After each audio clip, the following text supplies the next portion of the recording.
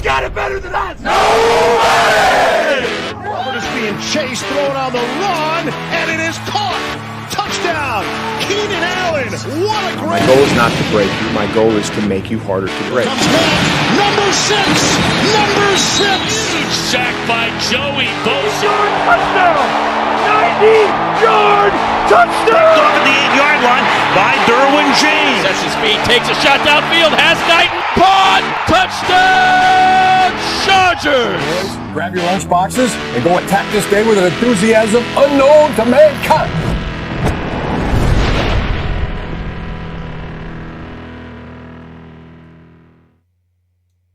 What is going on, guys? Welcome to the Thunder Down Under Chargers podcast. As always, we've got the professor of meteorology himself, Jack, weather teach Reed, and Alistair.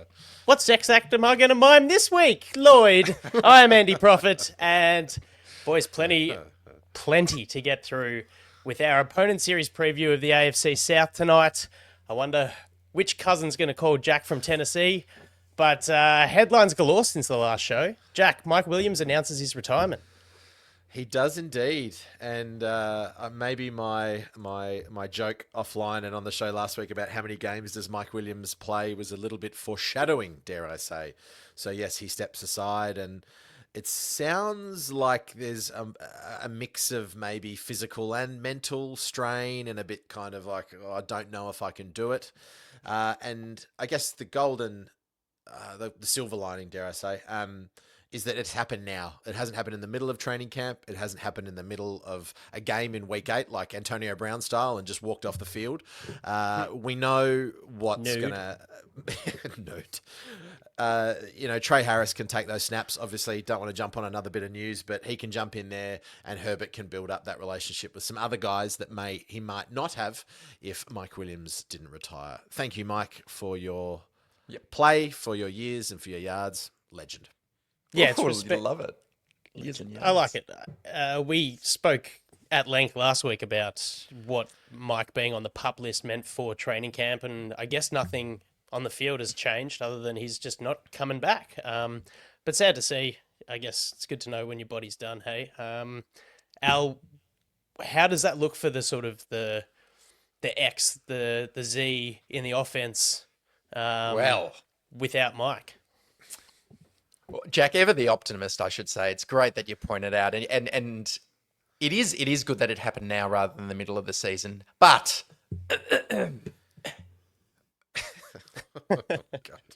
too many fans are leaping to that comment, in my opinion. The idea that, hey, look, what he was just going to waste snaps, he was going to block the pathway. What about we've got KLS, we've got Trey Harris. All I will say, not disagreeing with that, but what I will say is the team obviously signed him for a reason, bringing that veteran ability. And I just asked myself, if the team's goal this year is deep playoff contention, vying for a Super Bowl, have I ever seen a team achieve that with a wide receiver room that is essentially only guys on rookie contracts? And I thought about it, and I think the answer is no. I can't think of a single precedent. So, you've got Ladd in year 2, QJ in year 3, you've got Trey Harris and KLS who've never taken a snap in the NFL. And to me, that's a hope more than a plan, because your rookies, the chance that they hit in year 1 is really a 50-50 proposition. We got really lucky with Ladd McConkey last year, and maybe it happens again. But that's why I wouldn't be surprised if they do look to add a veteran to the room at some point to replace what Mike Williams might have brought. But I'd otherwise agree with all the things you said. As to who plays X, Andy, well, if you believe Greg Roman, it could be anyone, at any time, any place. And Smoke that is and also mirrors. the view of Ryan Watkins, our friend and colleague from Powder Keg Podcast. So we'll have to wait and see. Hey, competition, competitors welcome. Lots of people have chances. And QJ, Andy, has actually almost taken that bull by the horns early in training camp. He seems to be catching everything. And Twitter for me is one moment it's QJ dropped a pass, yeah, and then the next minute QJ deep touchdown on Triquest Bridges, yeah, and then all of his fans are up in arms. So it's just this dichotomy on Twitter at the moment. It's toxic mask. Yeah, that's good. Well, you speak about the signing Mike or bringing Mike back for that veteran presence. Does this sort of sharpen the pitchforks and light the torches for getting Keenan Allen back? Regardless of, if you say anyone can play any position. Surely there's a plethora of fan out there. What do you say to anything like that? Team friendly. I thought he looked like he'd lost a step in Chicago, but hey, he's still at 750 yards and 7 touchdowns and has that connection with Herbert. He is a different style of receiver to Mike Williams, so you do then ask yourself if he's best in the slot at this stage of his career. Does that matter with Ladd?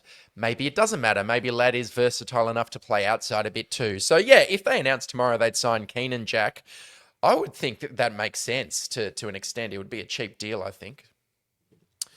Yeah, the difference between Mike and Keenan, though, as you said, Al, is they are very different receivers, and the room really didn't have a veteran X. And I kind of maybe think that they were hoping that Trey Harris would kind of sit behind Mike Williams and maybe learn a little bit. There's a little bit of that there as well. Don't forget that, Trey Harris could have actually been mentored by Mike Williams a lot there too. That now disappears. I have full faith in Sanjay Lal. Keenan, would I be happy? No. I mean, there are some other... What are some other wide receivers out there other than Keenan? Amari Cooper. And Cooper would be fun. I'd sort of Cooper would be a lot more fun than Keenan. Gabe Davis is another guy who had some moments with Josh Allen, but was a bit of a bust when he signed for more money at the Jags last year. So he's also on the street. Cooper would be fun, but would I be unhappy? No. But again, is Keenan looking to go somewhere where he's going to be a dedicated wide receiver too, where he's going to get that? He's going to get the targets to get those yards, or is he willing to come for a team-friendly deal? Let others cook, and then he kind of, I guess, that mid-season malaise when there's injuries and it's cold, and we just need to, have that veteran on the field because McConkey's a bit banged up, and we just need to get those first downs. That's when he would be absolute gold for me. But he's not a player that I would want to come in and take snaps off these young guys early on. Yeah, fair point. Well, we've got a couple more contracts. It's exciting that Trey Harris has signed his rookie deal, so we can put all that behind us. And the Chargers have brought in Nyheim Hines after a 2-year stint on the sideline managing jet ski-related knee injury. So that's an interesting sort of third down catching back for a camp body. Not too bad. But the big contract that we need to talk about, and tell me how you feel about this, Jack. Phillip Rivers retires a Charger. And if that ain't the most wholesome fucking shit you'll ever see, then I just don't know what to tell you. Sorry, that just goes completely against Phil Rivers' etiquette with It does. double downing on the cursing. But, man, that was special stuff. Jack, what does that make you feel? Yeah. The older I get, and as being a father, we were having a good chat about fatherhood before we hit record here, but it made me reflect. The first thing that Phillip Rivers says in that awesome video that I reckon I've watched 20 times, his retirement video, is he talks about being grateful, and he's just grateful for the opportunity. And I think that's kind of his superpower. And as I get a little bit older and I look on life, and, life is not easy, that gratefulness is kind of that superpower to be positive. And if there's one thing that Phillip Rivers is always, he is positive, and he just loves football. He loves the guys he goes and plays with, and he gets emotional even just thinking about it. He loved the fans at Qualcomm. And his voice for me as a Charger fan, I know that there are some listeners that we have been following the Chargers for a lot longer than me, and we both have, or all three of us. But he is Chargers for me. His voice, his tone, his drawl, that to me is Chargers football. And I'll always cherish that and remember it. And I'll never forget Phillip Rivers, because he sort of started my love for the Chargers and the Bolts. I'm actually getting quite emotional even thinking about it. But I left slot 30 ISO, baby. I left slot 30 ISO. It even gets me going now. That's me waxing lyrical too much, but yeah, it's amazing. Garly, dang. Garly. Yeah, I missed an opportunity to yell out a big golly at the top of the show, but there we go. In other news around training camp, Elijah Molden's off the PUP list That's happy days as well. That's great. Al, anything else? Any tidbits, players that are shining? Well, look, Perryman is getting all the first team reps at the minute over Junior Colson. I think that's something to note. I would have thought maybe you'd see the other way around, that they want to establish this duo of Colson and Henley, but nope, they're going to make Junior Colson earn it after an injury-interrupted rookie season, which I think makes sense. Oh, didn't Aronde Gadsden flash one nice catch down the sideline just to tease that athletic upside and Velcro-like catching radius and hands that he has. So there are a couple of the things that have stood out to me, but it's still early days. First padded practice was today at the University of San Diego, and Jim Harbaugh spoke for a full 30 minutes on how he had this, he got his coaching career started at USD, and I think he spoke for 10 minutes uninterrupted to commence the presser before anyone had even asked a question. Unbelievable. But no, that's Classic about all. Jim. Yeah. But Jack, I was just going to say on Rivers, you put that beautifully. Like he is Chargers football for me too, and always will be. I mean, for about 2 years after he retired, I'm still checking Google, Philip Rivers retirement talk, St. Marcos High School, is he still in shape? Oh. And you'd get a tidbit every now and then, like Kyle Shanahan and the Niners thinking about working out Rivers in time for the playoffs. He never quite got to that deep level of playoff competition again that he deserved after those memorable years in that 2008, 2006 period. But he never really seemed to let that eat away at him and make him become resentful.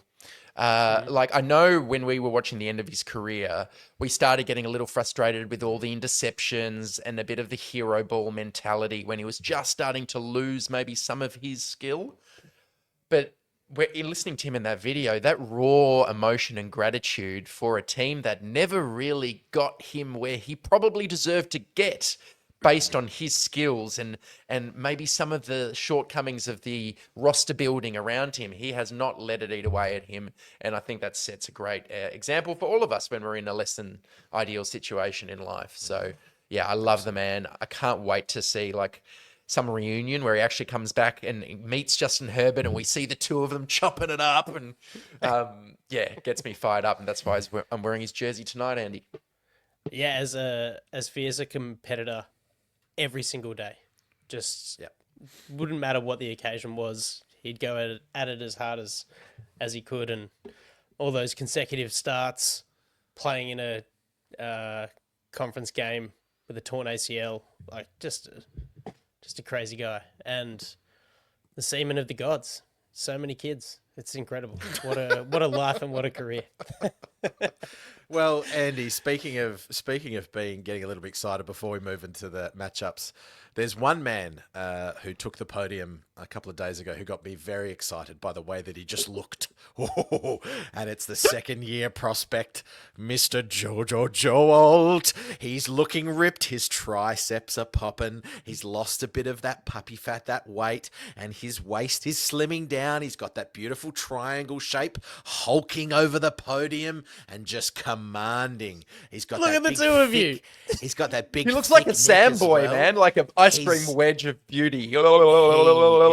And I don't know whether he's dyed his hair or something, but the got it, light folks. was flickering. But I tell you what, if that's what he looks like after 1 year, my lord, this man's going to play some Pro Bowl, all pro level for a long time for the Chargers. Joe Alt looks fantastic. Let's hope we see a little bit more of his counterpart on the right-hand side. With his contracts, it's getting there. Yeah, we're not concerned, but we'd like to see him out there. All right, well, I guess without any timestamp, by the way, 13:48, I think, was the cunning linguist Alistair at his best. And with that, the Indy Colts, mate, all yours. Yeah. Let's get into the AFC South, folks. Speaking of Philip Rivers, hey? Yeah. How dare you? South. The Indianapolis Colts. So a tumultuous off-season for the Indy Colts. Long-time owner Jim Irsay, a real character of the league, passing away. And passing the baton on to Carly Irsay Gorin, his daughter, who will now be principal owner and CEO. Carrying on in the kind of the largely outspoken manner of her father, she says she intends to be a presence on the sidelines wearing a headset. Quote, Carly, I need to be able to say, is this person full of BS? Do they even know what they're talking about? Hardly a vote of confidence in the head coach, Shane Steichen, who enters year 3. And that is Jack Shane Steichen, entering his 3rd season after going 9-8 in 2023, 8-9 in 2024. And get a load of this, listeners. That 8-9 record went something like this in 2024. Loss, win, loss, win, loss, win, win. Just the metronomic mediocrity of this franchise is how I feel about the Indianapolis Colts. And I think they've had a similarly uninspiring off-season of moves from GM Chris Ballard, who should be on the hot seat, but never seems to be. They lose a couple of key O-linemen, Ryan Kelly and Will Fries, both going to the Vikings. They decide to take a flyer on Daniel Jones, hoping that maybe he's this year's Sam Darnold. And why did they do it, guys? Before I throw to you, Andy, it's because the confidence they had, if they ever did have, in Anthony Richardson is surely shaken at the moment, because the Anthony Richardson roller coaster since debuting, I mean, Colts fans must feel like they forgot to wear their restraint when they went on this theme park ride. He has played this 2 years as a starter, and it's gone like this. He had a concussion in week 2 in his first year, and then a season-ending AC joint sprain in week 5, so rookie year's a write-off. 2024, oblique injury, misses weeks 5 and 6, then benched after week 8 with that mishap against the Texans, where he walked off the field because he was tired. Then he comes back in as the starter in week 11, plays his best 3 games, 3-game stretch, his best he's played in the NFL, averaging Isn't that the only 3-game stretch he's played in the NFL? Touche, and then ends the year poorly. So he's really struggled to hit the ground running in the NFL. And of course, he has another AC joint sprain at the moment to his throwing arm, which has kept him out of mandatory minicamp. But, Andy, I want to ask you, how would you feel if you were a fan looking at Anthony Richardson and Daniel Jones? Do you think the team should still be investing in Anthony Richardson this year and going for it with him? Or is it time to throw the reins to Daniel Jones? Because don't forget, Anthony Richardson is still only 23 years of age. He had 13 starts in college for Florida, and he's only had 15 starts in the pros, a total of 397 career dropbacks. It's barely even half an NFL season. So do you owe it to get this guy out there? What do you reckon? Well, to start on Anthony Richardson, you feel sorry for him with his luck run of injury, right? But then it's the walking off the field because he's tired. And it just says that the recurrence of various injuries, he's maybe not physically up to it.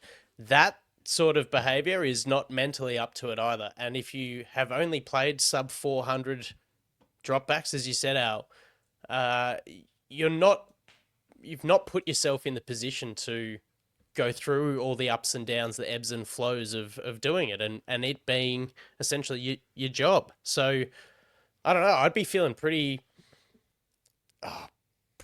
pissed about the Anthony Richardson pick from a few years ago, to be honest, at this stage. And I'd actually, if I was a Colts fan, I'd just be livid, because the other option is Daniel Jones, and you've regressed on your offensive line with the two guys that have gone to Minnesota, and it's a very youthful line. You've still got Quentin Nelson, who's top 3 guard in the NFL, no question about it. But it doesn't make a whole lot of sense for what they're trying to build towards on the offense, because I don't know if they're really building a good team around Anthony Richardson, or if this is another.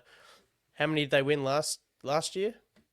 8. Okay, so that's reckless. Yeah, right? Richardson I think it's going to be from his 11 I think it's going to starts. be kind of close to half that this year. I really just think that it's commit to a full rebuild and get rid of the stubbornness and arrogance that surrounds the Colts. Well, Jack, can I ask you Yeah. a lead in? You go first, man. I was just going to say, to say positivity, I mean, Lou Anarumo steps into the defensive side. We talked a lot about the offense. From a matchup point of view and what the Chargers, I guess, might expect, I think, he comes from the Bengals, 36 years of coaching experience. He is known for his unpredictability as well. And I think Latu is actually going to look all right under him. And they also, they also got, what's his name? JT Tuimoloau as well. Yeah. So Maloa, they're going to be flying around. They were a top 10 PFF defense last year. And I think they might even improve on that, because I think with Anarumo, both those players have a bit of upside. And I think, you've got DeForest Buckner there, Grover Stewart, they're anchoring that line. There's going to be some fun there, I think, whether it's enough to keep Richardson offense afloat with terrible turnovers. Possibly not, because Anarumo's defense kind of is, I guess, used to having a Joe Burrow type on the other side to elongate drives. Is this unpredictably disguise heavy, like press man coverage? Is that really going to work when you're down by 2 scores? I'm not too sure it will. So I'm trying to find some positivity there, Al. Yeah. I got a question for you, but on that defense, I think I'll call out, just talking about some scheme. Gus Bradley, we all know, long-time DC, formerly with the Chargers. He played the highest rate of cover 3 in the NFL last year, 51.7% with the Colts. So they're a very predictable vanilla defense under Gus Bradley. Luan Anarumo, as you're saying, Jack, he prefers split safeties generally. 14th highest splits rate for the Bengals, 10th highest cover 0 rate. So where you're sending the house and no one is deep. And they bring in Charvarius Ward, who is a good man cover corner and maybe can hold up for those few seconds. Cam Bynum from the Vikings. I could see them being thereabouts on the defensive side of the ball. They might be able to use Latu to better effect than Gus Bradley did. So I could see them being feisty. And I think Justin Worley as well. Like he was sort of that hybrid safety slot corner as well. So they're kind of, I reckon they're going to be a little bit of those first 2 quarters when they're going to throw the house at Justin. I think, we've got to be on our toes.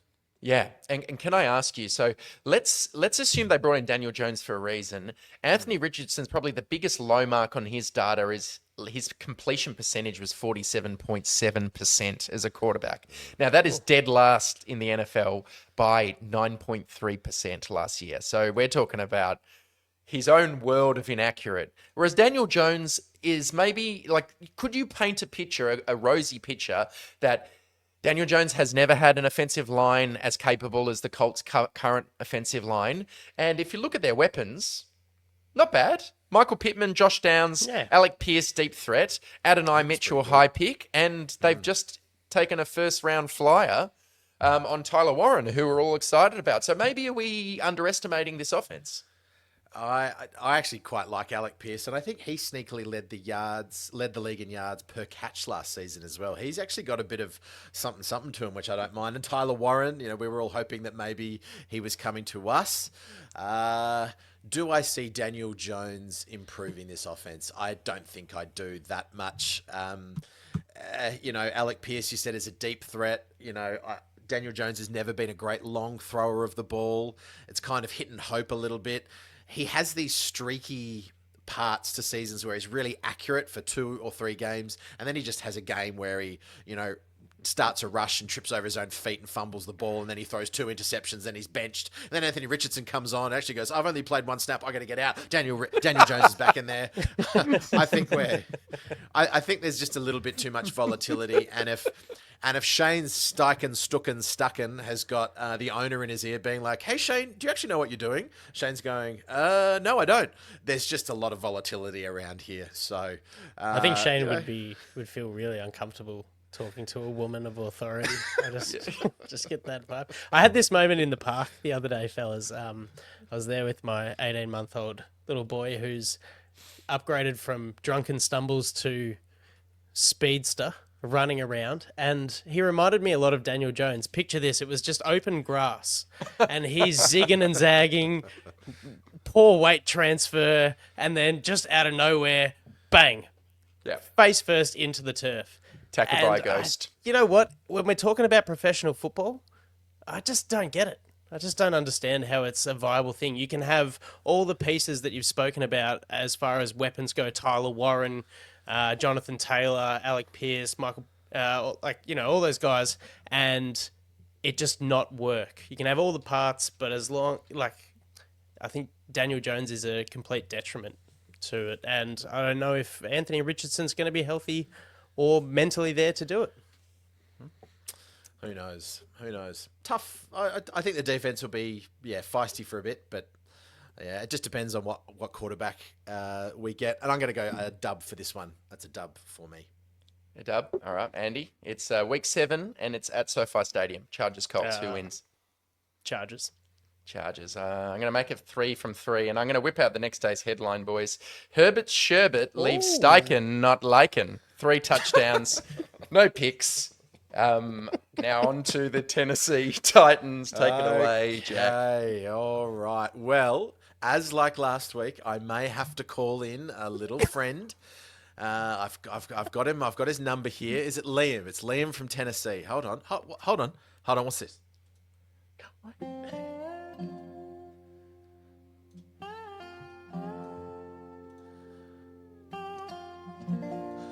I tell you what. Folks out there acting like Cam Ward ain't even the number 1 pick. Like he just showed up in Nashville out of nowhere. That boy done slung that ball all over Crashawn down in Miami. Throwed about 40 touchdowns and still ain't nobody talking about him. This team done been flipped upside down. New GM, big old fella from them Chiefs. Done bought in half the AFC, if you ask me. Offensive lines beefed up. Defense got some real bad now. And Coach Callahan, he's settling in real nice, figuring out how to run the show. Ain't gonna be pretty every week, I understand that. But we're fixing to shock some folks. Sure as sugar. Cam Ward got that fire in him. Gonna light it up. Nissan like it Friday night high school game down in Columbia. Hey, when he does, I'll be my porch hooting and hollering like we won the dang Super Bowl. That's Liam.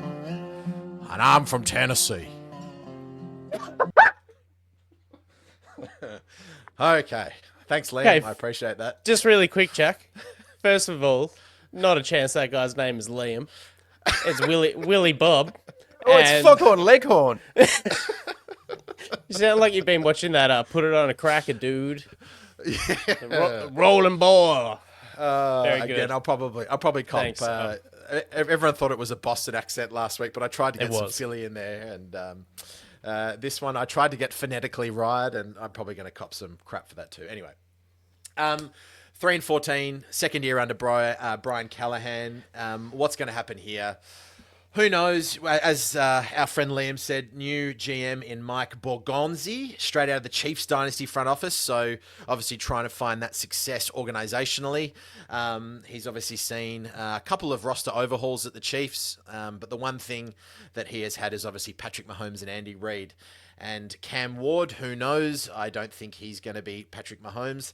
And Will Levis, the great white mayo-eating hope, has just gone on to IR for the year. And it doesn't look like he's going to play any meaningful football in 2025. Alistair, I'm not going to go too much into it because Liam took up a lot of time. Cam Ward, where are you?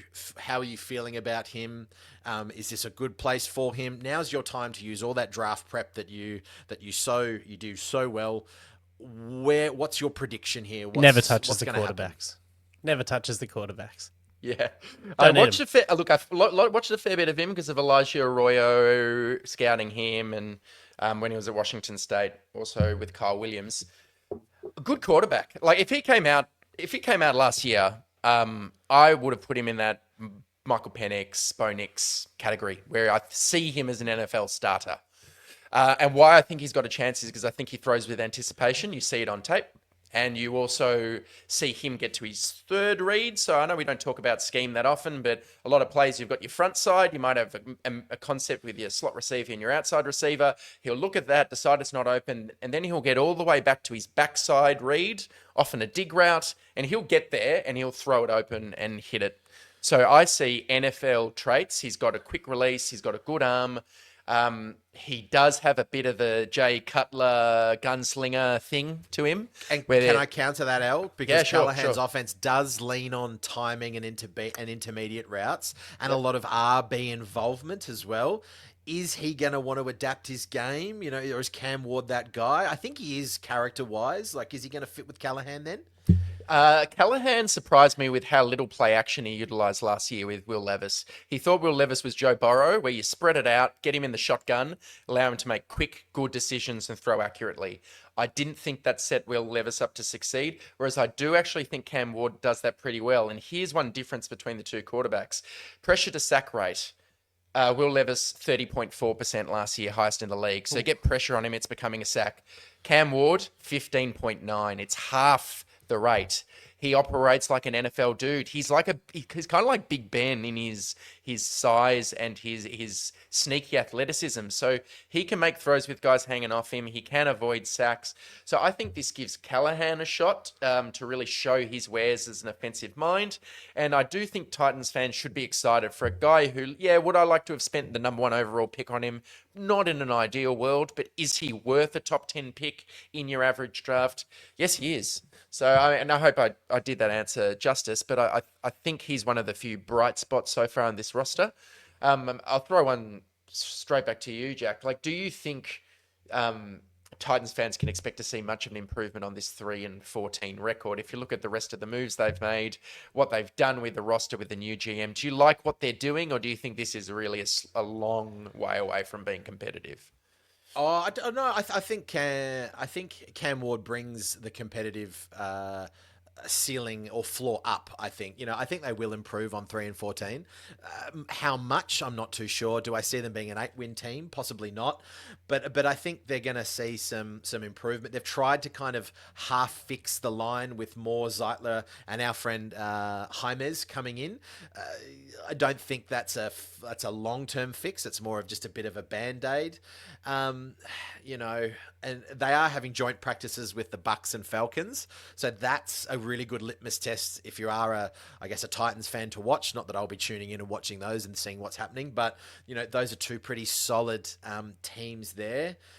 I don't know. There is a little bit of a pass here, I think, for Callahan. I don't think they're going to be on a super high national media frenzy. I think that Cam Ward's going to have a little bit of spotlight taken away from him because he's just kind of that guy. People call him that silent assassin type, doesn't like the spotlight too much, which is completely different to someone like Will Levis, who was out there doing all sorts of silly things, during the draft and said some really interesting things, had some blow-ups on the sideline with Callahan. So, maybe there's a little bit of cautious optimism that I think they're going to just remove themselves out of the basement. But I think with someone like Cam Ward, you've spent a very, very high draft pick on him. This is just this building year, I think. What can Callahan do? And I think this is a really good time for the new GM to just have a look at Callahan as a coach. And let's see what else we have to do organizationally to kind of get ourselves out of the cellar that is in 3-14, Andy. Yeah, I think one of the things that plays into the Titans' hands is the reliance on Cam Ward, a rookie quarterback, with Will Levis being out for the season, and the complete lack of expectations coming off a 3-14 season, right? So they've added some serious veteran depth, which is good for the existing youth and the youth that they're bringing in, guys like Kevin Zeitler. And they've added some pieces that will make an impact. So I think, they might be one of those teams that upsets a few. Probably, I think, I kind of feel like they're in the best position to improve out of those bottom sort of 4 or 5 teams. So it's going to be a slow process. But, I think there's definitely hope for... there's definitely space for hope for this season. And I mean, like Al, when I look at the wide receiver room, Van Jefferson, Ridley, Lockett, and they've still got Treylon Burks sitting there. Yeah, he's another high round draft pick sort of sitting there. Do you think Cam Ward's got enough to throw to there? Or again, are these just kind of bridging guys? I mean, outside of Lockett and Ridley, I don't really see where the separation comes from either, which is going to be, it's going to be that on timing, maybe a little bit of gunslinger. But even then, I look at those names and I go, I don't know how well you operate outside of structure. So it's, I'm not sure if he's set up for first year strong success at least. He's not. I mean, most first overall picks can expect a poor cast around them in year one. There's a reason why they got taken first. But, I mean, the highest graded offensive player per PFF was Calvin Ridley with a 73.1 grade. That was the highest on the whole side of the ball. I quite sneakily like the draft they had. Gunnar Helm as a tight end, developmental tight end prospect. Elik Ayamano from Stanford, an ex-receiver with great athleticism. So, and they decided to take as an undrafted free agent Xavier Restrepo, who was Cam Ward's favourite target slot receiver at Miami, and they've got a really fast 4.39 slot guy in Chamare DK. So they've got in lots of young receivers. The veteran room is not great. I mean, Van Jefferson, as you said, Jack, Treylon Burks, who's been a bust. And they're just trying to creep back towards average on the offensive line. Like J.C. Latham showed some ability as a rookie. Peter Skoronski so far has not really shown what people hoped from him. They'll be doing well to be the 20th ranked offense this year, I think. Any higher than that is a big win. Any lower than that is kind of what I expect. What would you take as a win, just to tie it up before we go onto the result prediction? What does a win for a Titans fan look like this year, Jack? It doesn't have to be numbers. It can be a vibes. What would you be wanting as a Titans fan? What does a win look like? So outside of numbers, more like just like a vibe. So what does it look like? I think Cam Ward is not injured. I think he gets a full 17 games. He doesn't try and do too much to try and win, a la Caleb Williams, puts himself at risk, going off script and taking big hits. I think the offensive line, your Skoronski and your Latham have to take a step forward, especially Skoronski, as you noted. I think that Callahan's got to prove himself. So as a GM, you've got to be really, really careful when you've got the future quarterback there. You don't want to risk it if you've got a coach on the hot seat, because Callahan will want to be like, oh, geez, I'm looking down the barrel again of 3, 4, 5 wins. I've been told I need to improve. Maybe I'm just going to start trying to throw the house. You've got to be really careful about protecting some of your younger guys. At the same time, you've got some older guys there that might get a little bit annoyed. Is Ridley going to hang around, or does he want to go to a contender? Some of these older guys you've brought in, it comes to week 7 and you've only won 1 game. They're going, well, I don't really buy in here. Then you've got people wanting to jump ship. So I think you're on a knife edge, but it's net good because you've got Cam Ward, you've got your quarterback of the future. I think Levis is possibly going to have some trade value as well, even though he's injured heading into next year. So again, get those draft picks and just continue to rebuild. I think that's kind of where I'd be. I'd be kind of happy as a fan there. Okay, how do you frame Brian Callahan's hot seat then? What keeps him out of it, and what is acceptable and what is not acceptable? If Cam Ward by week 6 doesn't look like he's got control of the offense and it's semi kind of Will Levis again and he looks a bit confused, I think then you got to be asking, well, what's going on here, Callahan? I think, sort of, if Cam Ward is out and you're just losing games because of the talent, lack of talent, I think those games are really clear when you have them, that you're just not good enough. And I think that's what you're looking at. Yeah. Yeah. I would have thought if your offense is ranked is close to 20 after last year, and Cam Ward looks like, you excuse first year play because it is all on his shoulders. If it doesn't look like you're going to need Will Levis and you can sign a veteran next year and trade, I mean, the injury sucks, but the trade capital is a win as well. All those things are a win. If Cam Ward looks like he can do it and the youth develop under the veteran presence that they've brought in, then that's a win for me. Doesn't matter really about the win and loss. let me put it this way. If Cam Ward looks like Bryce Young in his first half season, I think Brian Callahan is leaving the building. There we go. And who is the senior offensive analyst working every day in the room with Cam Ward? It is Mr. Visor himself, Mac McCoy. All right, Liam. Well, thank you. Sorry, Denard Wilson. We run out of time to talk about the defense, but we like Devontae Sweat and Jeffrey Simmons. All right, results, predictions on this one, fellas. I'll start us off. We're away, week 9 against the Titans. I remember it was a pretty close matchup last year. The last few in Tennessee have been really close, and more often than not, I don't think favourable to us. No, they hung around. Both teams ran the ball, but Levis ultimately got sacked 7 times in that game. Chargers won 27-17. I'm going to say the result is something similar to that, and it's the Chargers win. Yep, Andy? me too.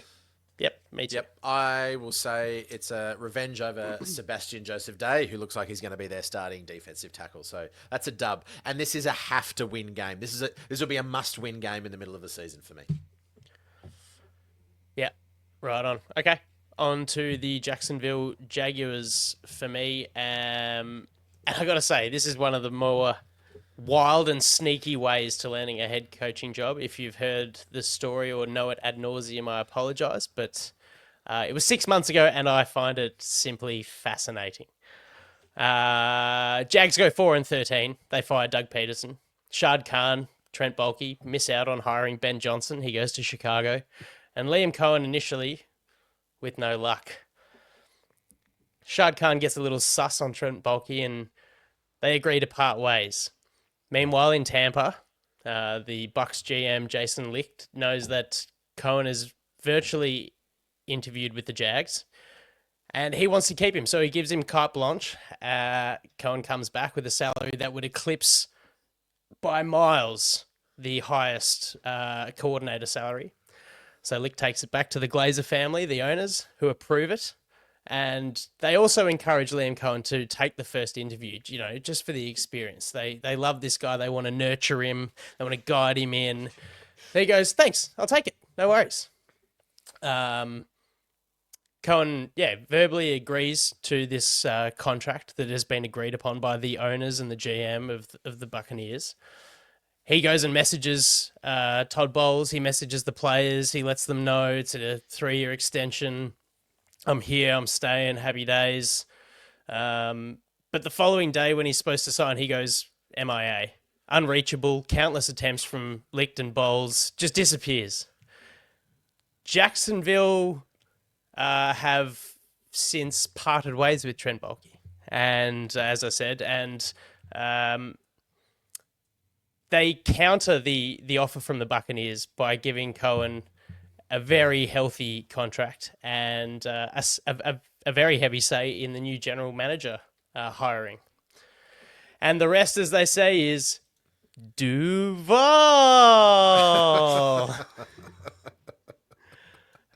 Cue awkward eyebrow manipulation and shit-eating grin. About a month later, James Gladstone is appointed GM, and 2 months after that, he swings his 34-year-old hairless ball bag at the draft, trades up, and takes Travis Hunter at pick 2 overall. It may or may not work just yet, but this is entertaining, Jacksonville. You got the teal, you got the young guys. Forgive me if I'm wrong, but I reckon Liam Cohen looks a lot like a young Artie Smith. Anywho, Captain Cohen arrives as the explorer to the Easter Islands. He's joined by first-timers Grant Udinski. He was the OC. Thanks, Jack. Grant Udinski, OC. He was at Minnesota under Kevin O'Connell and 3 years with Matt Rule. So a bit of a McVay gear in there, as well as Liam Cohen. And Anthony Campanelli.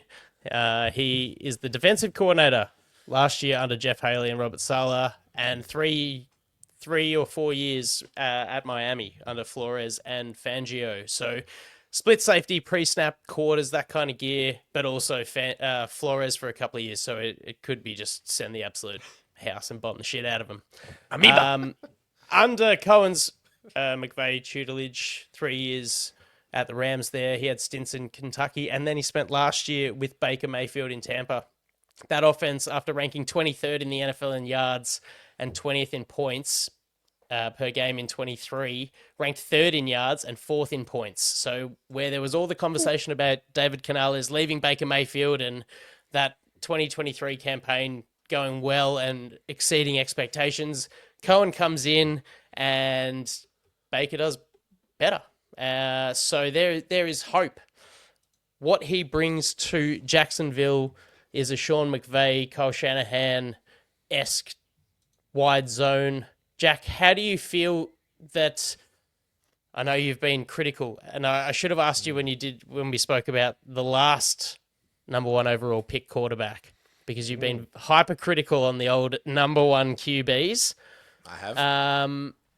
Trevor Lawrence has not been in your good books for the duration of Trevor Lawrence's career, and certainly this podcast.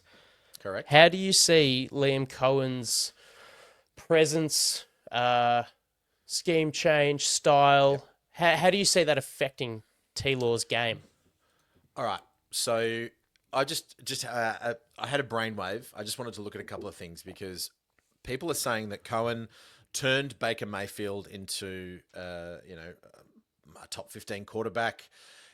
If Cohen can have the same impact with Trevor Lawrence, who people may see that Trevor Lawrence is a better prospect than Baker Mayfield, man, the Jacksonville Jaguars they're going to improve greatly. There's one thing that I just had a look at. The Buccaneers have had a PFF top-ranked pass blocking for the last 3 years. The Jacksonville Jaguars have not cracked the top 10 in the last 3 years. In fact, they're finishing around anywhere between 18th, 19th, past 20.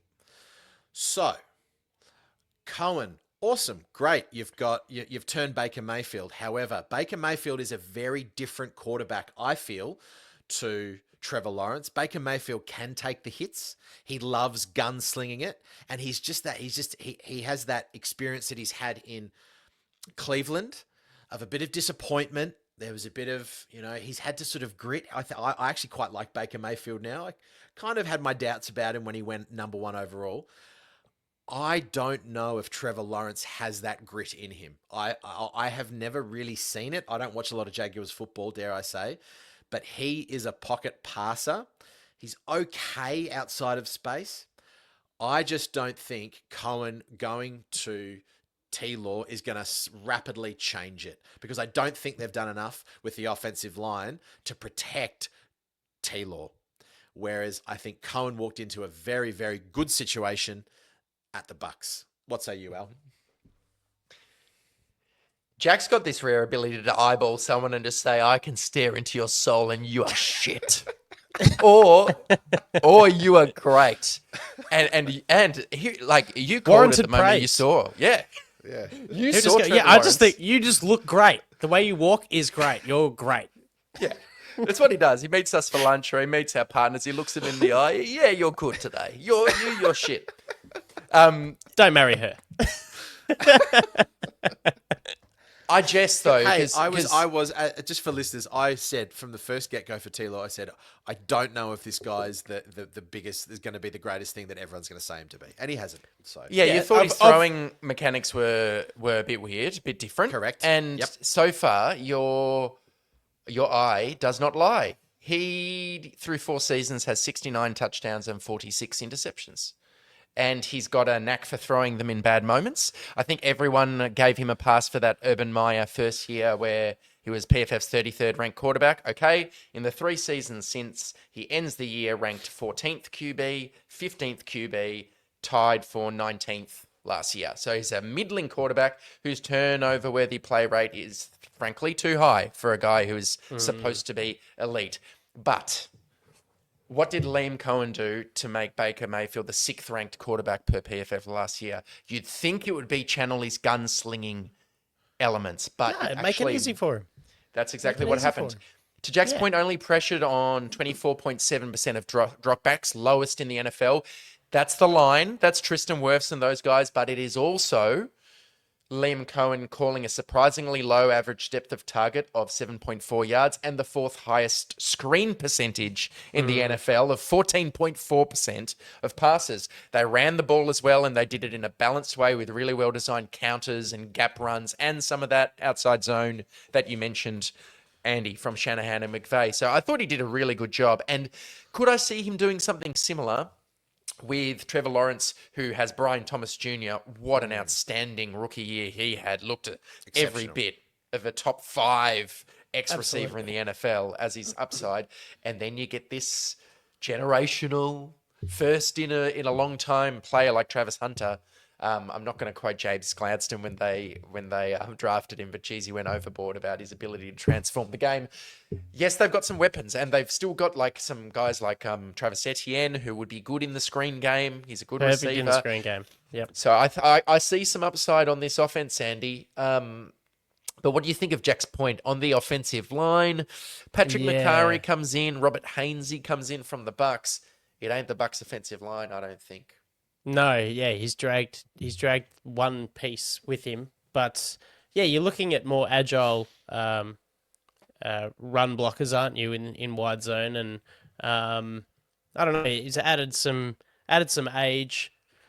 Yeah, I don't know if they're the perfect suit to adjust to this, but I think if you script a game like Shanahan does for Purdy, and there's a lot of those errant throws that Trevor Lawrence has made in the last few years, it comes down to his own sort of doubt. He second guesses himself. He'll sail a pass, throw into double coverage, question reads, that sort of thing. If you make it simple for him, I think he has the arm talent to execute. And when the coverage shows, he's got the weapons to go downfield and blow it out. Whether the running back room can sustain what's asked of them will be interesting to see. Tank Bigsby, Travis Etienne. They did draft Bashal Tutin in the 4th round. So, look, it'll be interesting. I feel like we should get on to the defensive side of the ball for this team. Added a lot of depth in free agency at the edge position that already has Trevon Walker and Josh Hines-Allen. I don't know. Is that where they should have looked? Al, what do you think about their secondary? I think it's the worst secondary in the league, Andy. Correct. 31st in yards allowed last year. It's when shocking. you're looking at things and you go, oh, on paper. No, this is on paper and I think on the field. It's not great, is it? No, Darnell Savage came from Green Bay and absolutely shit the bed. Yep.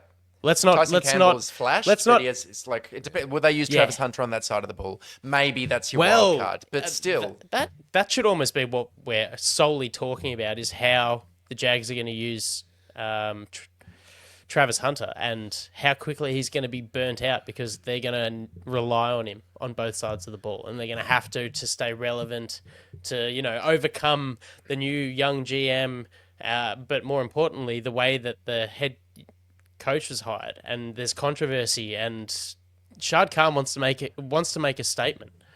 Well, let's make that a question. And Andy, Jack, let me set you up with some numbers. Travis Hunter last year for Colorado as a receiver, he averaged 113 receiving yards a game, and he was also PFF's 7th ranked overall cornerback in college football. 4 picks, 7 PBUs, passer rating when targeted of 40. Jags coaches and GMs say they're fully committed to using him as a two-way player. That's what he wants to do. He did it at college. Would you allow him to do it? Me, no. I would not. You're playing for Colorado. No. Okay. Well, then what side of the ball's he playing? Well, he's playing offense, I think. He's playing offense. I think... Oh, yeah, I think he's playing offense. Protect... you want to protect Taylor. So, I don't know, because, listen, let me counter that. Because if a lot of Travs in this team, aren't there, Jack? There are. If he's going to be playing on the outside, opposite, what's his name? Who the guy that flashed, Alistair? Who did you say? Brian Thomas Jr. No. On defense, sorry. Who's the cornerback? Tyson Campbell. Tyson Campbell, which I think he's actually not too bad. But I mean, on defense, they were 31st last year for yards allowed. Walker and Allen combined for about 18, 19 sacks 19 from sacks, memory. Yeah, but their interior pressure is nowhere, right? I think Armstead's been really flat. I don't think they've done anything to improve that interior pass rush. So what you're gonna be asking him to do if he's playing in coverage is that they're going to be extended plays. I think they're going to be the quarterback's going to have a lot of time. There's going to be a lot of trying to cover this way, that way, because teams are able to stop edges if there's no interior rush. So I think in that sense, put him on offense and see what he can do there. Don't risk him with the defense looking as it is now. And think of the secondary. You said it's the worst in football. This one guy is going to try and do too much, and there's one time that he tries to do too much. Big body, hits a running back, does a shoulder, does an arm, does a leg, whatever, and you go, well, we've just lost a wide receiver. Anyway, that's NFL football, that's right. though. That's NFL football. It's all contact. Well, I guess it he's doesn't saying matter whether... bubble wrap him maybe until this team's out of this kind of shit zone for a couple of years, maybe. Defensively, anyway. Don't. What would you do, Al? offense. What would you do? Where would you put him? Out of Well, he's interest? almost sold me. I know Jack put up a very good argument, but Yeah, he I'd did. almost play him. I'd almost play him at cornerback. I'd play him at Who both. am I? I would Am I the allow. owner trying to sell merchandise, or am I the head coach, or am I Trevor Lawrence? I don't think it matters. He's going to sell jerseys. Look at the team. I think I'd like to see him play both. I'd be happy for him to play both. You've only got so many years with these guys, and that's what you got to think of. Yeah, maybe some packages, red zone on defense. I'd be happy for him to be a I'd actually full-time play him- offensive starter. And then Yeah, I don't know. I just think with the way that it's a run-heavy scheme. You got Brian Thomas Jr., got a couple of other pieces, and look, they're not great, but I think you can get away with that, whereas the secondary sucks, and if you want to be remotely competitive, I'd play him out there, and I think he can benefit from that playing against NFL wide receivers. He's playing against the people that he wants to be. He will learn plenty of stuff that way too. So I'd play him on defense predominantly. There you go, Jack. Right. We're not agreeing on something. it's No, a that's good fine. one. I just think Cohen is an offensive coach. I think go he wants his fuck it. offense to hum. Brian Thomas, Travis Hunter, Etienne in the screen game. Who are you covering? One of those guys is going to be three. You take away Hunter in that. You've got Etienne, who, let's be honest, yeah, he's okay, great in the screen. He had his worst season last year, and then you got Brian Thomas. So you go, okay, I can cover him. I don't have to worry too much. A cornerback is not going to elevate a defense to be suddenly incredible. I just don't think it is, especially with the safeties and that cornerback group. So I go, hey, let's make it a track meet. T-Law, I'm going to get you 4,500 yards. I'm going to get you 35 touchdowns. Our defense is just going to we're just going to try and stay in it. That's what we got to do. That's where I come from. Yep. Yep. Any argument I have to that by naming De'Ami Brown as an inclusion is pretty much waving a white flag. So play on. But it's insurance. Texans. Predictions. We've wiped this clean.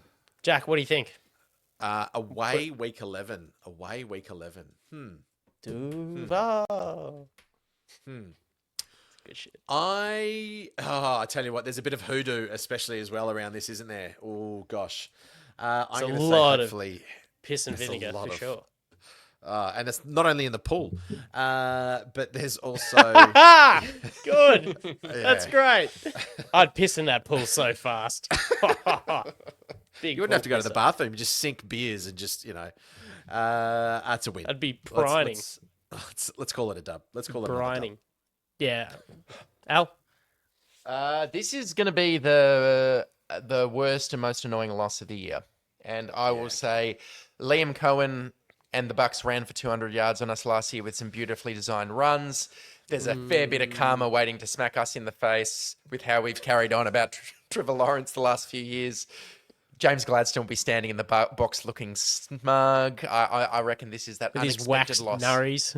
Wax nurries, shocking sunglasses. Shad Khan will be Hairdo I'm jealous of. twirling Yeah, his moustache. Yeah. his waxed up moustache. So this is that. There's always one every year. You're just like, Yeah. what? Like it was probably the Bucks game last year for us, and Yeah, it was. this is my They unexpected were a good loss. team. They were a good line with a decent better than decent quarterback and a great receiving core. It just happens against rookie cornerbacks. I'm going W. Fuck them. No. All right. Texans. Bringing us home for the Houston Texans. Weird team last year, boys. Started 6-2, finished 4-5. Looked in trouble, but then wild card round. What a disastrous night and day, depending on where you are stationed around the globe for Chargers fans. I watched it with Andy. Hated it. Hated every moment. Like, we got excited after that big Lad McConkey catch. Yeah, I hate you too. Still. We'll wait until week 17. And then the next week they lose to the Chiefs in the divisional round. But, you know, this is a very talented team. And their off-season, they were aggressive. They move on Laramie Tunsil and Stephon Diggs, but they bring in a whole collection of people. Chauncey Gardner-Johnson off a big year for the Eagles. They double hit wide receiver in the draft. Two guys I really liked. I mean, Jalen Noel and Jaden Higgins. I was so high on Jalen Noel that I was saying to people, hey, man, I'm watching Iowa State. This is my wife I'm talking to. I'm watching Iowa State, and everyone talks about this Jaden Higgins. They're sleeping on Jalen Noel. Well, Nick Caserio goes, why not both? Porque no los dos. And they give Nick Chubb a lifeline. Hey, they've had an active off-season. They're also a superstar-based team. Nico Collins, 1,000+ yards. Derek Stingley, 5 picks. Kamari Lassiter, 3 picks. Daniil Hunter, 12 sacks. Will Anderson Jr., 11 sacks. They are a star-based team. A lot's going to turn on CJ Stroud. Had a bit of a sophomore slump, but it kind of depends on your view on was it him or was it the offensive line, which was one of the only interior offensive lines arguably worse than our own. But Jack, let's get into it. Are these guys the sleeping giant in the AFC that nobody is talking about right now? Sleeping giant. I don't know if they're sleeping as such because of, you know, that Chargers game is going to hang in people's minds, given it was their last win essentially. Yeah, I mean the Jaden Higgins and Jalen Noel picks are amazing, and I mean if Tank Dell comes back, there's another guy that they've got. He's not looking too good though, I must admit. And they've signed Chubb as well. I'm pretty sure he comes into the running back room as well. It's the thickest running back room going round. And even if he's like 75% of what he normally was, that changes it. Mixon doesn't have to take the load of that thumper. You can rotate them through. And to be honest, I think they're 3 cornerbacks with Petra, Lassiter, and what's his face? You just mentioned him. Stingley. Stingley. That's exceptional. I love Jalen Petra as well. I thought he was a really good draft when they got him a couple of years ago. Stingley is exceptional. They're nasty. They play nasty football. Their defense, smash mouth football. And I think Nick Caley coming in, it sounds like Stroud's got a little bit more control of the offense. He's able to sort of call more protections and do things his own way, which I think last year there was a bit of tension. They've obviously thought the offensive line is not good enough, as you picked up on, and they've just brought in Brown, Robinson, and they drafted Ariante Ursary, I think his name is. So they've made all the right moves, but they just draft so well, this team. I think for the last 4 drafts, they've just smashed it out of the park. So I think they're going to be very strong, Andy. Andy, can I set you up on a similar question to that one? So CJ Stroud, some numbers. 2023. One of the big things that really changed was he was an elite deep ball thrower as a rookie. 20 big-time throws, 1 turnover-worthy throw and deep passes, 1,100 passing yards, 8 touchdowns, no picks. Totally regressed as a deep ball thrower last year. That was the real issue. And if you look at some of the deeper numbers, his pressure to sack rate went from 13th highest to 4th highest last year. His pressures faced per drop back went from the 10th highest to the 3rd highest last year. So they're these little things. It's like you pressure him a bit more. They become sacks more often. And all of a sudden he goes from a quarterback who had 26 touchdowns and 5 picks to 21 touchdowns and 13 picks. Maybe the difference is as simple as that. And if it is, what do you make of the changes this team has made to their offensive line last year versus this year? Have they actually fixed that issue that held Stroud back? I don't think massively. I think what they've added is hopefully consistency by numbers in the passing game with the 2 rookies. Obviously, Stephon Diggs being out. There were some big recipients of the deep ball from 23 to 24 that were no longer there. I don't know if they've done enough, and I think, for me, I think it's crept into his head a little bit. Obviously, didn't show that because he was cool as fuck under pressure in that wild card game, and it drove me insane watching him shake off tackles to make that big conversion on the third and fucking God knows what it was. But I think, look, don't get me wrong. I think you look at this team on paper and it is wildly good. And it is a shit in for the AFC South, no questions, which gives them a home field advantage in the playoffs. It gives them the opportunity. I think they're building the team nicely around him. But I just don't know about the offensive line. I think that's almost the weakest point of the whole team. It is. So it's got to be a mental growth. Shake off what he succumbed to in the second year and, work out getting the ball out quicker, making his reads, pre-snap, all that sort of stuff. It's got to be the cerebral growth for CJ Stroud that gets him back to his rookie season and beyond. Or the OC change maybe helps. And we're just, maybe Slowick was a problem with the pass pro, which a lot of those Shanahan schemes actually do struggle with pass pro, to be fair. So maybe it is Nick Cayley, who's an ex-Pats assistant, mostly a tight ends coach, a big tight ends guy, came from the Rams. Maybe that's part of that key. Texans fans certainly hope so. And speaking of that tight end room, it's like loaded. Schultz, Jordan, Stover, Lachey. Like that.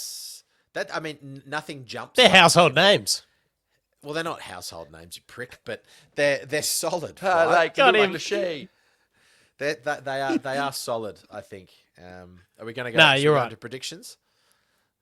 Yeah, Jack wants to end the show after you've slapped him down there. He's like, go straight to the predictions. I have a friend who said, I need an out at 8:45 because I've got to do some work, and I've looked at the clock and it's 8:51. So yeah, just looking out for you, buddy. Alrighty, let's go into the result predictions, and we'll end this on our stoush. I'll start with my prediction for this one. Hey, it's week 17, so it's very high likely going to be an important game. I doubt the Chargers are going to be so good this year that it's a meaningless game, and same for the Texans with the AFC being so competitive. So thankfully it's at home this time. This time I'm going to be positive and say that the Chargers get their revenge on the Texans and find a way to win heading into playoffs. That's my prediction, Jack. No, I'm going to say this is a loss, and it is either way, whether we're playing our second stringers or not. I just don't think we've done enough in the wide receiver room yet. So I'm recording this on the 23rd of the 7th, 2025, to overcome that secondary. I just don't think we have. It's one of the best in football, and I think if we don't do anything, and if it's going to be Lad McConkey in the second year doing his thing with a couple of rookies, I just don't think it's good enough. So I'm going to say this is a loss. This is a loss. Golly, Jack, you are very persuasive tonight because I'm feeling like I want to throw the confidence towards Greg Roman to reflect on his January self and fix what that was and what he was forcing. And I think as a podcast, we're almost at the point where we cannot make excuses. I know it's not a playoff game, but it may as well be a playoff game, right? In week 17 against what will be the winner of the AFC South. Could very well be our opponent 2 weeks from that point. Well, on that, Andy, what do you think in that playoff game? D'Amico Ryans played a stack of man coverage and said, you're not going to be able to get off press with Kamara Lassiter and Derek Stingley. Yeah. Now we've got Trey Harris and Keandre Lambert-Smith. And the way you can use Gadsden, maybe that's a different wrinkle. You're right. Do you think that's enough to give Greg Roman more of a chance this time around? I think in all of Greg Roman's experience, he would be able to find a way around. And it doesn't matter. You don't need to rely on 3 rookies, right? Trey Harris, KLS, and Aronde Gadsden. You don't need to rely on 3 rookies to force your way past an incredible defensive scheme. But a lot of responsibility needs to fall on Justin Herbert's shoulders, and that's the fact of the matter. I'd like to think that we can do it, though, so I'm going a W. I'm thinking there's growth. Or you take it off his shoulders and just run the rock with Hampton and Harris. Maybe you do that. Yeah, Naeem Hines. Maybe that's the win. Yeah. You can jet ski it into the red zone. Harris, one-eyed guy. He's just running left all the time. Yeah. One-eyed guy on one jet ski and Naeem Hines on the other jet ski, and that's how Hines had the accident on the jet ski because Najee Harris had a fireworks and then was riding the other jet ski. I'm going W. I'm going proud sweep of the AFC South. Wow. 4-0 for Profi. Powerful. Where we at? We all predicted. We're all in. Jack, what was your tally for the AFC South, mate? 3-1. Al, 3-1. 3-1. I've gone 4-0. Pretty bloody exciting, guys. US time Thursday, Oz time Friday. Hall of Fame game. Chargers are playing football this week as we record. Excited to watch that and whatever we decide to throw out. Hopefully it's a lot of smoke and mirrors, as has been all of Greg Roman's chat throughout the off-season. But we'll be keen to come back. The meme god Jim Harbaugh hiding behind the curtains. Yep. We will be back shortly after the game to recap that, get stuck into our AFC West opponents. Until then, guys, take it easy. Thanks for tuning in. We'll see you next time on TDO. Toodaloo.